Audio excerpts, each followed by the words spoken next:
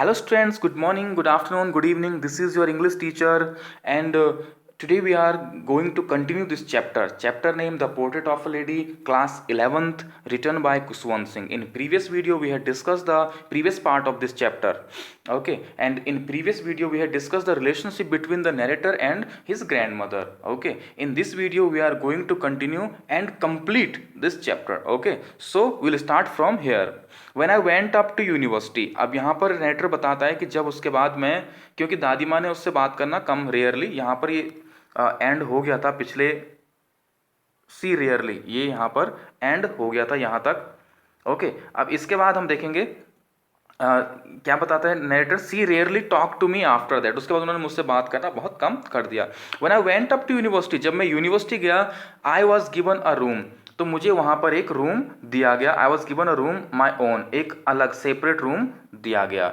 Okay, the common link of friendship was snapped. अब इन दोनों के बीच में, नरेटर के बीच में और उसकी दादी माँ के बीच में एक कॉमन लिंक था उनके रिलेशनशिप के लिए, वो था उनका एक रूम जिसको वो शेयर करते थे एक दूसरे के साथ।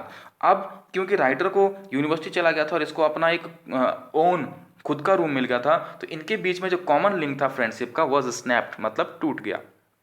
My grand mother accepted her seclusion with resignation. मेरी ग्रैंड मदर ने अपने लोनलीनेस को, अपने अकेलेपन को, क्योंकि दादी माँ अब अकेली हो गई थी, रूम में अकेली रहती थी, उन्होंने बिना किसी रेजिग्नेशन, बिना किसी शिकायत के, बिना किसी चीज़ के इस लोनलीनेस को एक्सेप्ट कर लिया। She rarely left her spinning wheel to talk to anyone. वो किसी से अब बातें नहीं करती थी और दिन भर केवल स्पिनिंग व्हील, व्हील जो होता है एक चरखा चला के जिसमें थ्रेड्स को स्पिन किया जाता है, स्पिनिंग व्हील वो किया करती थी। फ्रॉम सनराइज टू सनसेट, सूर्य उगने से लेकर सूर्य छुपने तक। She sat by her wheel spinning and reciting prayers. वो केवल स्पिनिंग किया करती थी, व्हील स्पिनिंग और रिसाइटिंग प्रेयर्स, और अपने मंत्रों का उच्चारण, अपने प्रेयर को किया करती थी। ओनली इन द आफ्टरनून, केवल दिन में, she relaxed for a while to feed the sparrows. वो तब रिलैक्स करती थी, आराम करती थी, वाइल टू फीड स्पैरोज, जब वो स्पैरोज को क्या करती थी, खिलाया करती थी। While she sat in the veranda, जब वो आंगन में बैठा करती थी, breaking the bread into little bits, और जो ब्रेड्स होते थे उनको छोटे छोटे टुकड़ों में तोड़ा करती थी। हंड्रेड्स ऑफ लिटिल बर्ड्स, छोटे छोटे हंड्रेड्स ऑफ जो लिटिल बर्ड्स होते थे, कलेक्टेड राउंड हर, उसके चार, दादी माँ के चारों ओर कलेक्ट हो जाते थे। एंड वेरिटेबल बेडलम ऑफ चिरपिंग्स, और जो चिड़िया की आवाज़ होती है चिरपिंग्स, वो किया करते थे, यानी कि सभी birds. Some came and perched on her legs, कुछ आते, एंड पर्च मीन्स सिट, उस दादी माँ के लेग्स, पैरों पर बैठ जाया करते थे। अदर्स ऑन हर शोल्डर्स, कुछ उनके कंधों पर बैठ जाया करते थे। Some even sat on her head, कुछ तो ऐसे थे कि जो उनके सर पे ही बैठ जाया करते थे। सी स्माइल्ड, वो स्माइल किया करती थी, but never shooed them away, लेकिन उनको कभी भगाती नहीं थी। It used to be the happiest half hour of the day for her. दादी माँ के पूरे दिन का ये सबसे हैप्पीएस्ट क्या था, आधा घंटा हुआ करता था जो बिताती थी उन स्पैरोज, उन बर्ड्स के साथ। When I decided to go abroad for further studies, अब जब मैंने डिसाइड किया कि अब मैं आगे की स्टडीज़ के लिए अब्रॉड जाऊंगा, आई वॉज श्योर, मुझे पक्का विश्वास था, my grand mother would be upset, कि मेरी दादी माँ अपसेट हो जाएंगी इस बात को सुन के। I would be away for 5 years, मुझे वहाँ 5 सालों के लिए रहना था। And at her age one could never tell, और उनकी एज अब कितनी बची थी ये कुछ कहा नहीं जा सकता था कि 5 साल तक वो जीवित रहेंगी भी या नहीं रहेंगी जब तक मैं वापस आऊँगा। But my grand mother could, लेकिन मेरी दादी माँ जानती थी। सी वॉज नॉट इवन सेंटिमेंटल, वो बिल्कुल भी सेंटिमेंट नहीं हुई। सेंटिमेंट नहीं हुई मीन्स उनको पता था कि मैं जीवित रहूँगी और 5 साल बाद जब मेरा पोता ये वापस आएगा तो मैं इससे मिलूंगी, इसलिए वो सेंटिमेंट नहीं हुई। सी केम टू लीव मी, वो मुझे छोड़ने आई at the railway station, railway station पर, but did not talk or show any emotion, लेकिन उन्होंने कुछ भी बात नहीं की, ना कोई इमोशन शो किया। हर लिप्स मूव्ड इन प्रेयर, उनके होंठों पर केवल प्रेयर थी। Her mind was lost in prayer, वो अपनी प्रेयर में, अपने प्रार्थनाओं करते करते उन्हीं में खोई हुई थी। Her fingers were busy telling the beads of her rosary, rosary का मतलब वही है माला को जाप करना, और उनके फिंगर बिजी थे उन मालाओं का, मालाओं का मतलब बेड्स, मतलब उन मोतियों को काउंटिंग करते हुए जैसे जाप कर रहे थे। Silently she kissed my forehead, और चुपचाप से उन्होंने मेरे फोरहेड, मेरे माथे को चूम लिया। And when I left I cherished the most imprint as perhaps the last sign of physical contact between us. और जैसे ही उन्होंने ये कर रही थी उसके बाद उन्होंने मेरे फोरहेड को किस किया और मैं खुश हो गया, क्योंकि अब क्योंकि किस करने से जो राइटर थे उनके माथे पर एक गीलापन, वेट, जो एक मॉइस्चर, मतलब एक गीला भीग सा जाता है, वो आ गया था। तो उस राइटर ने सोचा कि खुश हो गया कि चलो मेरी दादी माँ ने मेरे फोरहेड पर अपने फिजिकल कांटेक्ट का एक लास्ट इम्प्रिंट, एक लास्ट निशानी छोड़ दी है शायद। But that was not so, लेकिन ऐसा नहीं था, वो लास्ट निशानी नहीं थी। आफ्टर 5 years, 5 साल बाद, आई केम बैक होम, मैं घर आया and was met by her at the station, और अपनी दादी माँ को मैंने स्टेशन पर देखा, उनसे वहाँ पर मिला। She did not look a day older, वो जितनी बूढ़ी थी उतनी दिख रही थी, वो एक और भी दिन ज़्यादा बूढ़ी नहीं दिख रही थी। She still had no time for words, लेकिन अब भी उनके पास बोलने के लिए, बात करने के लिए टाइम नहीं था। And while she clasped me in her arms, जैसे उन्होंने मुझे अपनी बाहों में लिया, I could hear her reciting her prayers, मैं सुन सकता था जो वो रिसाइटिंग प्रेयर्स, यानी कि जो प्रेयर को वो बोल रही थी। Even on the first day, यहाँ तक कि जो फर्स्ट डे था, her happiest moments were with her sparrows whom she fed longer and with frivolous rebukes, यानी कि जिन उनका हैप्पीस्ट मोमेंट वही था कि जिन स्पैरोज को बहुत लंबे समय से खिला रही थी और उन्हें रिबक्स मीन्स उनको थोड़ा थोड़ा प्यार से डांट रही थी। इन the evening a change came over हर, लेकिन शाम होते ही एक चेंज नजर आया। सी डिड नॉट प्रे, जो हर समय प्रेयर किया करती थी, हर समय प्रेयर में खोई रहती थी, उन्होंने आज प्रे नहीं की। She collected the women of the neighbourhood, उन्होंने आसपास की महिलाओं को घर पे बुलाया। गॉट एन ओल्ड ड्रम, एक पुराना सा ड्रम उठाया एंड स्टार्टेड टू सिंग, और गाना स्टार्ट कर दिया। फॉर सेवरल आवर्स, कई घंटों तक, she thumbed the sagging skins of dilapidated drum, एक जो ड्रम होता है, ड्रम पे जो स्किन से बना होता है, जो जहाँ पर उसको प्ले किया जाता है, तो ऐसे एक फटा पुराना ड्रम था और उसको वो बजाती रही। And sang of the homecoming of warriors, और गाना गा रही थी coming of warriors. He had to persuade her sorry we had to persuade her to stop to avoid over straining, हमने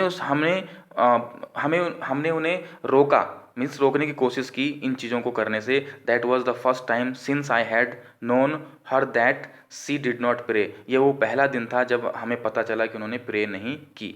the next morning she was taken ill, अगले दिन वो बीमार पड़ गई। It was a mild fever, ये एक हल्का बुखार था। And the doctor told us that it would go, और डॉक्टर ने हमें बताया कि ये बुखार चला जाएगा।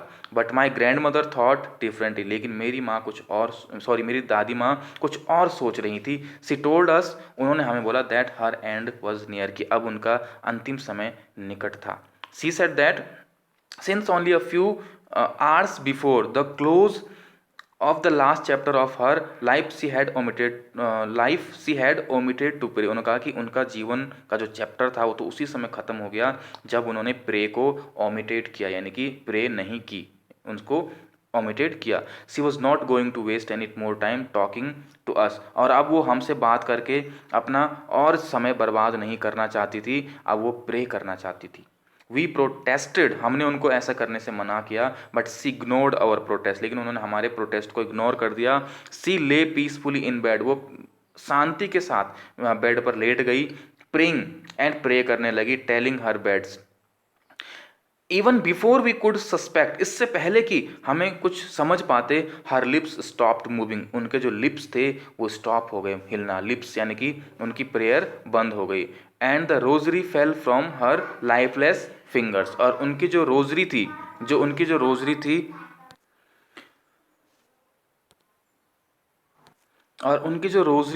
यानी कि उनकी जो वो जाप माला थी, फेल फ्रॉम, नीचे गिर गई, लाइफलेस फिंगर, उनके जो अब लाइफलेस फिंगर हो चुके थे, यानी कि जो उनके निर्जीव फिंगर जो हो चुके, उनसे नीचे गिर गई।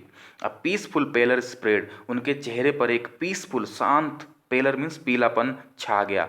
On her face and we knew that she was dead, और हम समझ गए कि अब वो मर चुकी हैं।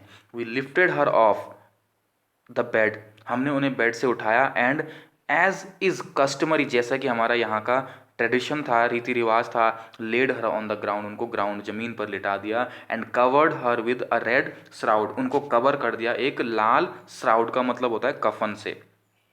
आफ्टर अ फ्यू आवर्स, कुछ घंटों बाद, of morning we left her alone. Morning means होता है शोक करना, कुछ देर मौन शोक करने के बाद वी लेफ्ट हर अलोन, हमने उनको अकेले छोड़ दिया। To make arrangement for her funeral, उनके अंतिम संस्कार की तैयारी करने के उनका करने के तैयारी करने के लिए छोड़ दिया। In the evening we went to her room, शाम को हम उनके रूम में गए। With a crude stretcher to take her to be cremated, उनको एक स्ट्रेचर पर लाने के लिए, यानी कि क्रीमेटेड मीन्स उनको अंतिम संस्कार करने यानी कि जलाने के लिए। द सन वॉज सेटिंग, सूरज डूब रहा था। एंड लिट हर रूम, उनका रूम अब भी चमक रहा था। एंड वरांडा, जो आंगन था वो भी with a blaze of golden light, sunset की जो गोल्डन लाइट थी उससे चमक रहा था। We stopped half way in the courtyard, आते आते हम आंगन में रुक गए। All over the veranda and in her room, उनके रूम के बाहर।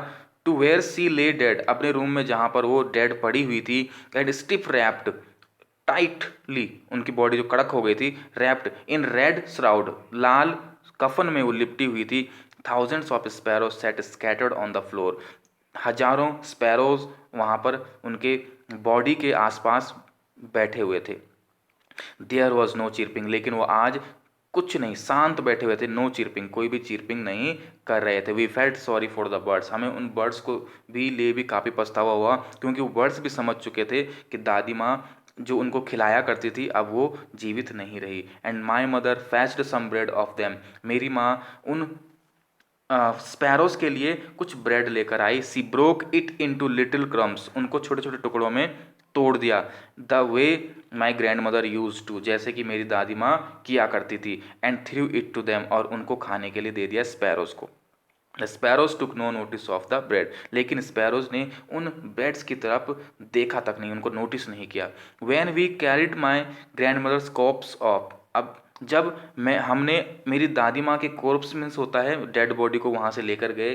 दे फ्लू अवे क्वाइटली, तो सारे स्पैरोज वहाँ से चुपचाप से क्वाइटली शांति से उड़ गए।